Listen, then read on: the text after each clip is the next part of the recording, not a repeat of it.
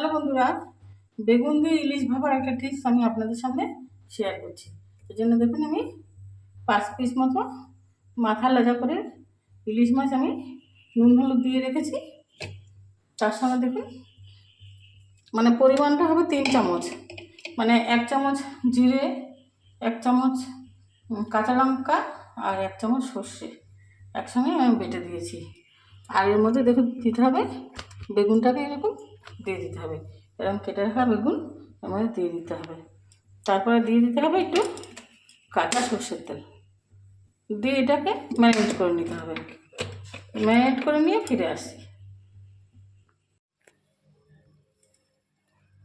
এই দেখুন বন্ধুরা, ম্যারিনেট করে নিয়েছি। আর কড়ার মধ্যে আমি একটু শুকনো লঙ্কা আর একটু কালো জিরে ফোড়ন দিয়ে নিলাম। এই দেখুন পুরো ইলিশ মাছ আর বেগুনটাকে এইভাবে ম্যারিনেট করে নেব। নিয়ে এবার দেখুন কড়ার মধ্যে আমি কালো এটা ফোড়নটা ভাজা হয়ে গেছে। এইবার আমি এর মধ্যে একটু জল দিয়ে সামান্য একটু নুন হলুদ দিয়ে ফুটিয়ে নিয়ে ফিরে আসছি।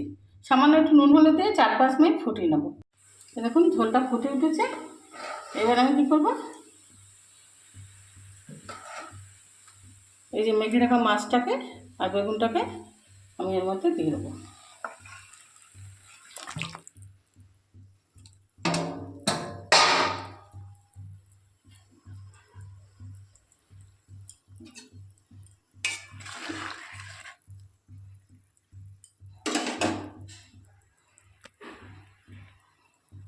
দিয়ে এবারে চাপা দিয়ে রেখে দেবো।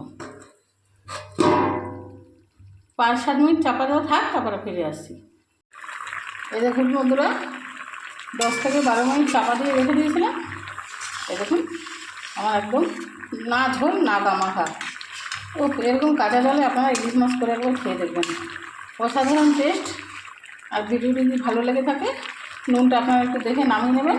এবার আমি একটা পাত্রে নামিয়ে নিচ্ছি একটু। আর ভিডিওটি যদি ভালো লেগে থাকে লাইক, কমেন্ট, শেয়ার, সাবস্ক্রাইব করতে ভুলবেন না। ধন্যবাদ। এই দেখুন বন্ধুরা, আমি একটা পাত্রে নামিয়ে নিয়েছি। আপনারা এইভাবে ফুটন্ত জলে ভাপা ইলিশ করে খেয়ে দেখবেন, খুবই ভালো লাগবে। আর ভিডিওটি ভালো লেগে থাকে লাইক, কমেন্ট, শেয়ার, সাবস্ক্রাইব করতে ভুলবেন না। ধন্যবাদ।